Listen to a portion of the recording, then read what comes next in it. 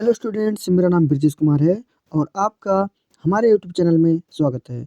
Students, हम लोग पढ़ रहे थे विद्युत धारा। विद्युत धारा में हम लोग पढ़े थे विद्युत शक्ति क्या होता है और इनसे संबंधित जो सवाल है वो भी लगवाए थे। साथ ही साथ उसमें जो विद्युत सामर्थ्य का जो धारा के साथ या फिर प्रतिरोध के साथ या विभव के साथ जो संबंध था उनको भी करवा के और उसके बाद उसका न्यूमेरिकल लगवाए थे। इस वीडियो में आज हम पढ़ेंगे वैद्युत बल्ब क्या होता है, वैद्युत हीटर क्या होता है और फ्यूज क्या होता है। तो इन सब चीज़ों को यहाँ पे हम कवर करेंगे, तो आप हमारे वीडियो में बने रहिए क्योंकि ये जो वीडियो है आपके बोर्ड एग्जाम के लिए बहुत ही ज़्यादा इम्पोर्टेंट है। तो हम चलते हैं अपने वैद्युत बल्ब की तरफ, ठीक है? तो चलते हैं। देखिए देखिए स्टूडेंट्स, लिखा है वैद्युत बल्ब, इसको अंग्रेजी में कहते हैं इलेक्ट्रिक लैंप, ठीक है, या इलेक्ट्रिक बल्ब भी कह सकते हैं आप। क्या होता है देखिए, इनको सेम टू सेम अगर एग्जाम में आ रहा है तो आप वैसे लिख देंगे तो एक एक नंबर आपको मिल जाएगा, उसमें कोई भी नंबर कटेगा नहीं। ध्यान से देखिए, लिखा है वैद्युत बल्ब।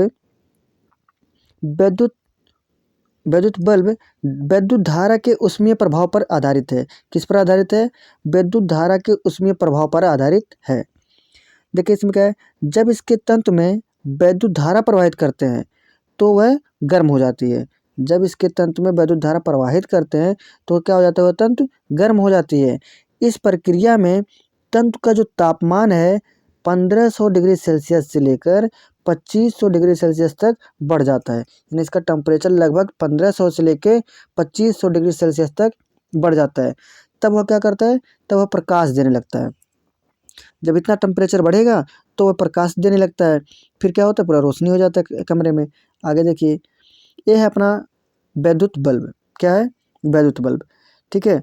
यहाँ जो दोनों मोटे मोटे तार जो आए हैं इसको चालक तार बोला गया है, और जो यहाँ पे स्प्रिंग जैसे बना है यही अपना है तंतु। और क्या क्या चीज़ होता है इसमें अभी आगे हम बताते हैं। देखिए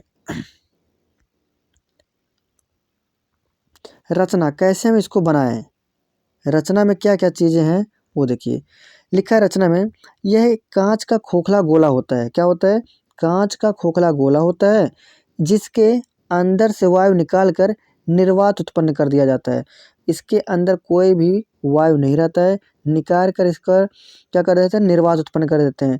निर्वात का मतलब वो ऐसा चीज़ जहाँ पे हवा बिल्कुल ही ना रहे, तो वहाँ पे एकदम खाली कर देते हैं, रिक्त कर देते हैं। और अक्रिय गैस जैसे नाइट्रोजन तथा आर्गन भरा जाता है। वहाँ से जो गैस है, जो वायु है उसको निकाल कर उसमें क्या भर दिया जाता है, नाइट्रोजन गैस और आर्गन गैस भर दिया जाता है। क्योंकि भैया ये क्या है, क्यों भरा जाता है?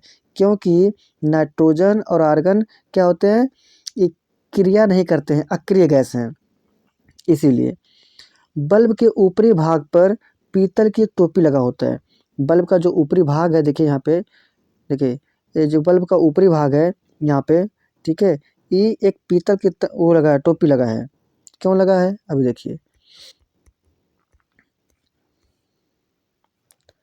ठीक, टोपी लगा होता है जिस पर दो पिन लगे होते हैं। क्या लगे होते हैं? जिस पर दो पिन, साइड साइड में जो पिन लगा है ना वही पिन होता है। अब वो लगा क्यों होता है? ताकि उसमें फंस जाए, ठीक है, बल्ब गिरे ना, इसलिए वो फंसाने के लिए रहता है पिन। इनमें जिसमें दो जस्ते के टाँके लगे होते हैं। जस्ता का दो टाँका लगा है जिनका संबंध दो मोटे तारों से होता है। वही जो मोटा तार है जिसको हम चालक तार बोले हैं अभी थोड़ी देर पहले, ठीक, चालक तारों से, हाँ ठीक है। तो जिनका संबंध दो मोटे तारों से होता है। ये दोनों तार एक दूसरे को स्पर्श नहीं करते। देखिए फैले हैं दोनों तार, ठीक है, स्पर्श नहीं करते हैं। इन तारों के बीच टंगस्टन का तंतु लगा होता है। जो स्प्रिंग है ना वो कैसा है, टंगस्टन का बना होता है। जब इस तंतु में वैद्युत धारा बहती है तो वह श्वेत तंतु होकर प्रकाश देने लगता है। जब उसमें वैद्युत धारा प्रवाहित करते हैं तो क्या करता है वो जब उस पर विद्युत धारा प्रवाहित करता है तो यही तंतु जो है अपना, ये हो जाता है कैसा, एकदम लाल हो जाता है, मतलब श्वेत हो जाता है। श्वेत के बाद क्या है, प्रकाश देना, श्वेत मतलब सफ़ेद, ठीक है। इतना ज़्यादा टेम्परेचर हो जाता है कि वह बल्ब देने क्या करें, बल्ब करें, सॉरी, वह प्रकाश देने लगता है, ठीक है। तो इस प्रकार से देखिए यहाँ पे जो चालक तार हैं दोनों एक दूसरे से सटे नहीं हैं, और इसमें क्या लगा है, एक स्प्रिंग लगा है, ये टंगस्टन का बना होता है, ठीक है। और यही क्या होता है, गर्म हो जाता है एकदम, तो गर्म होकर श्वेत हो जाता है, प्रकाश देने लगता है। इनसे संबंधित कुछ क्वेश्चन आता है कि कितना टेम्परेचर दिया जाए, तंतु किसका बना होता है। ठीक है, देखते हैं क्वेश्चन को हम।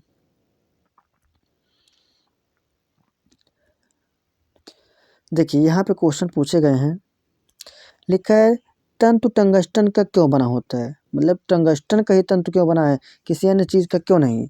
तो लिखा है क्योंकि ये टंगस्टन का गलनांक बहुत उच्च, कितना 3400 डिग्री सेल्सियस होता है, इसलिए यह टंगस्टन का बना होता है। क्योंकि अगर मान लीजिए किसी अन्य चीज़ का बना देंगे तो उसका गलनांक कम होगा, तो जब वो ज़्यादा गर्म हो जाएगा तो वो पिघल जाएगा, टूट जाएगा। इसकी वजह से उच्च गलनांक वाली चीज़ से बनाया जाता है, और जो टंगस्टन है अपना उच्च गलनांक का पदार्थ है।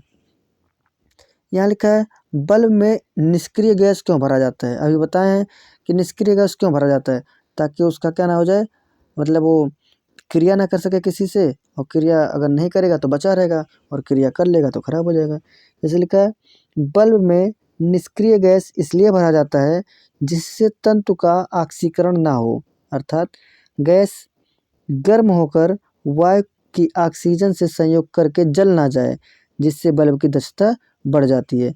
वह क्रिया नहीं करेगा, यानी तंतु का ऑक्सीकरण नहीं होगा, तो वह बचा रहेगा और काफ़ी दिन तक चलेगा। अगर ऑक्सीकरण हो जाएगा आप उसका, तो समझिए वो खराब हो जाएगा, टूट जाएगा। ठीक, बल्ब में कौन सी गैस भरी जाती है, अभी तुरंत हम बताएं। बल्ब में नाइट्रोजन और आर्गन गैस भरी जाती है। क्यों, अब क्यों भरी जाती हैं, क्योंकि ये अक्रिय होते हैं। ठीक, इसकी वजह से। तो ये तो समझ में आ गया। अब हम चलते हैं, फिर से एक बार देख लीजिए जल्दी से।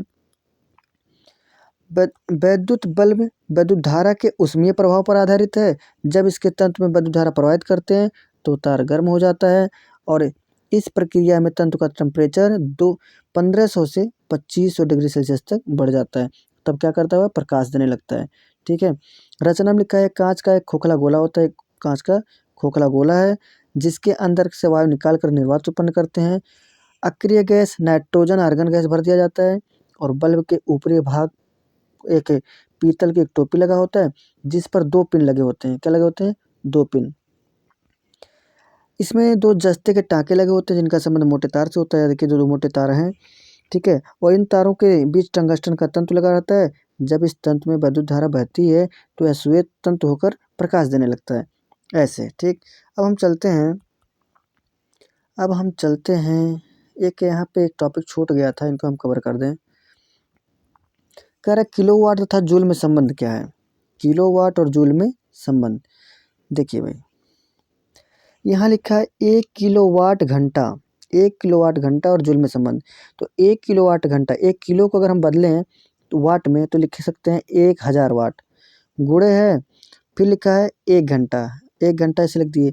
1000 वाट को हम लिख सकते हैं 1000 जूल प्रति सेकंड, फिर गुणे रख दिए। ठीक है, इस चीज़ को पढ़े हैं। अरे भाई P बराबर क्या होता है, P बराबर होता है W/T। तो W को नापते हैं जूल से, कितने से नापते हैं, जूल से नापते हैं, उस T को नापते हैं समय से, यानी सेकंड से। तो यहाँ हो गया जूल प्रति सेकंड। यहाँ पे 1 घंटा दिया है तो 60 गुणे 60 कर देंगे तो सेकंड में आ जाएगा। 1000 यहाँ पे है और यहाँ पे है 60 गुणे 60, ये हो जाएगा 3600। 3600 का 1000 में गुणा करेंगे तो हो जाएगा अपना 36, उसके बाद इसके पीछे लग जाएगा 5 जीरो। ठीक है, अब इनको अगर हमको पावर में लिखना है तो 1 अंक, 2 अंक, 3, 4, 5, 6, 6 अंक पे जब दशमलव लगाएंगे आप 3.6 हो जाएगा, और गुणे 10 की पावर 6, जितने अंक पे था उतना पावर उस पर लग जाएगा। तो अपना हो गया जूल में। लेकिन जूल में कैसे हुआ, क्योंकि देखिए यहाँ पे जूल, यहाँ पे देखिए जूल और प्रति सेकंड, जूल बटे सेकंड था तो जूल बटे सेकंड कर दिए, गुणे में सेकंड था, सेकंड से सेकंड कट गया, बचा कौन, केवल जूल बचा। तो इस प्रकार से हम देख सकते हैं 1 किलोवाट घंटा को जूल में हम बदल दिए। तो 1 किलोवाट घंटा बराबर कितना होता है, 3.6 जूल, 3.6 इंटू 10⁶ जूल। आगे चलते हैं हम, वैद्युत हीटर। वैद्युत हीटर भी आपको बहुत ही इम्पोर्टेंट है। क्या होता है, इसको अंग्रेजी में कहते हैं इलेक्ट्रिक हीटर, और हिंदी में कहते हैं वैद्युत ऊष्मक। कैसे होता है, देखिए ये चीनी मिट्टी की एक प्लेट होती है जिस पे कुछ खांचे बने होते हैं, और इसी में तापक तार को इसी खांचे के बीच में लगाया जाता है, और 2 पॉइंट है यहाँ पे A और B, इसको इससे कस दिया जाता है तो इलेक्ट्रिक करंट जो है इसी के द्वारा इसको जोड़ दिया जाता है, अपना गर्म हो जाता है। तो देखिए इसको हम कैसे कैसे पढ़ते हैं। देखिए यहाँ लिखा है, इसमें नाइक्रोम का एक सर्पिलाकार तार होता है। सर्पिलाकार मीन्स स्प्रिंग जैसा। तो नाइक्रोम का एक इस सर्पिलाकार तार होता है। किसका है? नाइक्रोम का, जो चीनी मिट्टी की प्लेट पर खुदे हुए खांचे के अंदर बिछा रहता है। खांचे के अंदर बिछाया गया है, जिसे तापक तार कहते हैं। इन तारों को क्या कहते हैं? तापक तार। इसके दोनों सिरों पर पेंच ए व बी लगा होता है। दो पेंच है ना यहाँ पे, देखिए यहाँ पे एक पेंच यहाँ पे। फिर क्या है, जब पेंचों ए व बी में विद्युत धारा प्रवाहित की जाती है तो तार लाल तप्त हो जाता है, जिससे ऊष्मा निकलने लगती है। ठीक, इतना ही लिखना है आपको। अब इनसे संबंधित कुछ क्वेश्चन है कि नाइक्रोम का तार ही क्यों लेते हैं, अन्य चीज़ें और ठीक है तो क्यों होता है। देखिए दो क्वेश्चन इसमें है। कह रहा है कि विद्युत ऊष्मक में नाइक्रोम का तार क्यों लेते हैं। नाइक्रोम का तार का जो विशिष्ट है, नाइक्रोम का विशिष्ट प्रतिरोध जो है बहुत अधिक होता है। कितना होता है? बहुत ही ज़्यादा अधिक होता है। और साथ ही साथ इसका गलनांक भी उच्च होता है। मतलब ये नहीं कि थोड़ा सा टेम्परेचर पाए और पिघल जाए, तो गलनांक ज़्यादा होता है। इसकी वजह से नाइक्रोम का तार ही लिया जाता है। ठीक, आगे लिखा है, विद्युत ऊष्मक में तापक तार को सीधा न रखकर सर्पिलाकार क्यों रखते हैं। मतलब स्प्रिंग घुमा घुमा के क्यों रखते हैं। तो देखिए क्या है, तापक तार को सीधा न रखकर सर्पिलाकार कुंडली के रूप में इसलिए रखते हैं क्योंकि कम जगह में अधिक लंबाई का तार आ जाता है, जिससे काफ़ी ऊष्मा प्राप्त हो जाती है।